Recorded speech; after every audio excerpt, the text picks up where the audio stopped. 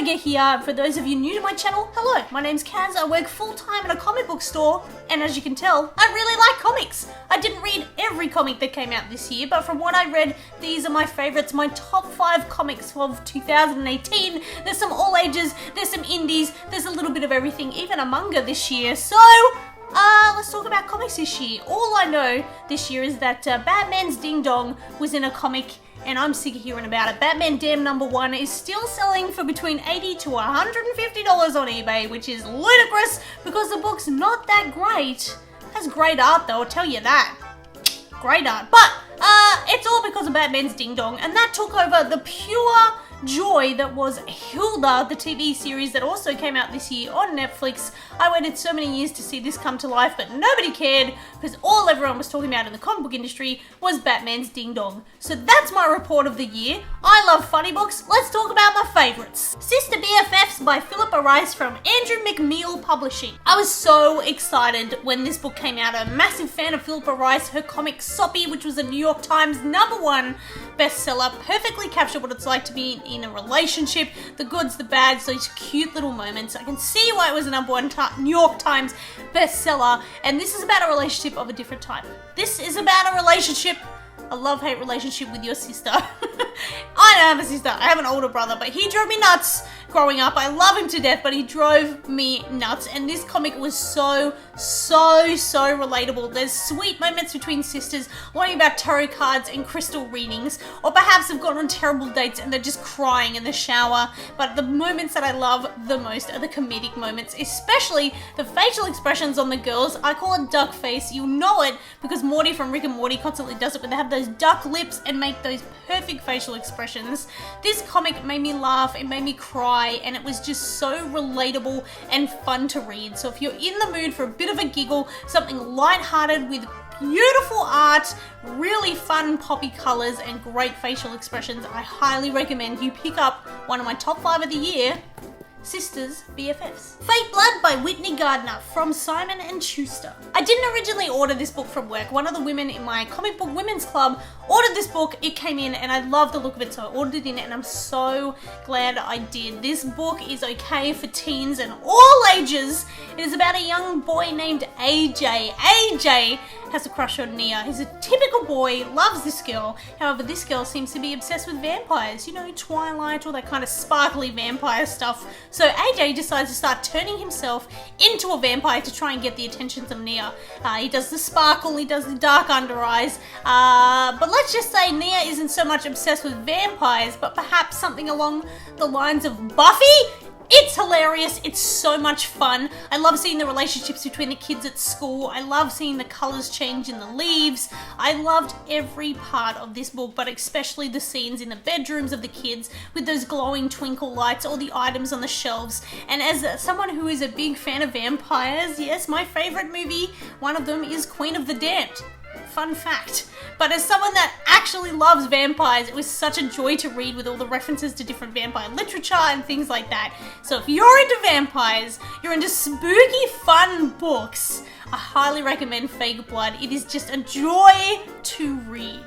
Wotakoi, Love is Hard for Otaku by Fujita from Kodansha Comics. Now this book came out a few years ago in Japan, but it's only just been translated to English this year. That's why I'm counting it. It's also a fantastic anime. So if you don't want to read the comic because, I don't know, you're crazy, you can also watch the animated series, which is so much fun. This is all about Narumi. Now Narumi is a perfectly normal office worker who also happens to love boy love. And don't we all? She's passionate about it. She writes and creates it as well as reads it, talks about it on forums. She's a full otaku. She goes to work one day having just been dumped by a previous boyfriend for being an otaku, and meets up with Hirotaka, an old school friend who's also an otaku but a lover of games. He takes it very seriously, and the two of them start a relationship. Not only do they start their relationship, but they begin a really great lifelong friendship with 2 other people at work. One who is a passionate cosplayer doing opposite gender cosplayers or cross-playing, and the other is a passionate otaku of anime and won't miss any episodes, absolutely loves it, and loves idol culture. So in this comic is an absolute blend of everything geeky that you could possibly love. It constantly references things, and there's a great kind of glossary at the back of each issue that explains references to like JoJo's Bizarre or a different anime or a video game, and I learned so much about geek culture and gaming, which I've recently gotten into just from this comic alone. It has panels set like different video game cultures. It's just such a wonderful joy to read if you're a geek of any kind, so I highly recommend Wotakoi. I'm so excited for the next volume, volume 4. I'm going to be waiting a while because they're up to volume 7 in Japan. They're translating this really slowly. All Summer Long by Hope Larson from Farak Stratos Girox. Now this is a late comer to my favourite books of the year, having only read it 2 days before New Year's, and I loved it so much that it knocked all these other books out of the way to be in my top 5 comics of the year. It's an all ages book, it's wonderful for everyone, but would be great for people changing friendships in school, so 13, 14 years old are actually going to relate to this more than anyone else. It's all about Bina, and Bina is really excited for her summer holidays. She's looking forward to hanging out with her best friend Austin. Austin and her have been best friends for as long as she can remember, and every summer they had a summer fun index in which they would give a score to everything they did. Ice cream 5 points, playing video games 10 points, and at the end of the summer they would have a number which would be the summer fun index, having the best time of their lives. But this year Austin's going away to soccer camp and Bina is devastated and doesn't understand why. While he's away, Bina starts an unlikely friendship with Charlie, Bina's older sister, and really reveals her passion for music. She plays guitar, wants to see live bands, and this comic is a great conversation about changing friendships, which is such an important subject in comic book culture, in life, and that really needs to be discussed with kids of all ages. It's okay for friendships to change, and this comic perfectly captures that moment when you find a passion and they find a passion and go your separate ways. Still friends, but finding different passions. Such a great comic. Really recommend it all summer long. Hello? It's time for the big banana in the sky! For those of you new around here, we call the #1 book of the year the Big Banana in the Sky. I don't know why, it's just something I said many years ago and it's continued on to today. This banana's looking a little bit ripe. I'm gonna make a smoothie out of it as soon as I finish filming here. But let's talk about my favourite comic of the year. It came as a surprise to me. I didn't actually pick up issue 1 and had to order a reprint of it, but I absolutely loved it from the very first issue. It is the comic that I run home to read every single month it's out.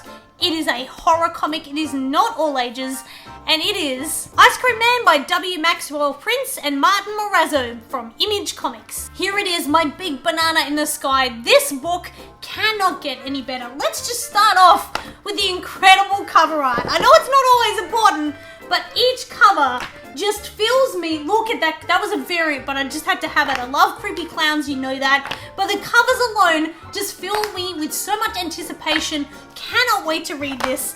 Each issue is a different story presented by the Ice Cream Man, as similar to Tales from the Crypt, which you guys know was one of my first comic book loves. I read it at an early age. The Ice Cream Man is kind of a player in these stories sometimes though, and changes their form. The Ice Cream Man tells stories of horror, and horror in the worst kind, real life horror combined with monsters and gore. It is the scariness of adult life, the impending doom of death, the goriness of spiders. There is something for everyone in these stories, and some people absolutely hate this series, but I myself absolutely loved the obscure art by Morazzo. I love the gaunt facial expressions. The colouring is absolutely stunning and changes with each issue, but there's one particular issue that I really want to give credit to, and that's Ice Cream Man issue 6. Well, it begins normally just your average issue of Well, it's never average, it's just Ice Cream Man. It quickly changes into Neapolitan Ice Cream with 3 simultaneous stories about the same man running at the same time. So you'd read the entire comic of Pink, the entire of Yellow, and then of Chalky. They did Yellow instead of White, but you get the point. It's incredible, it's great storytelling, and also horrifying in every sense of that word. I love this comic.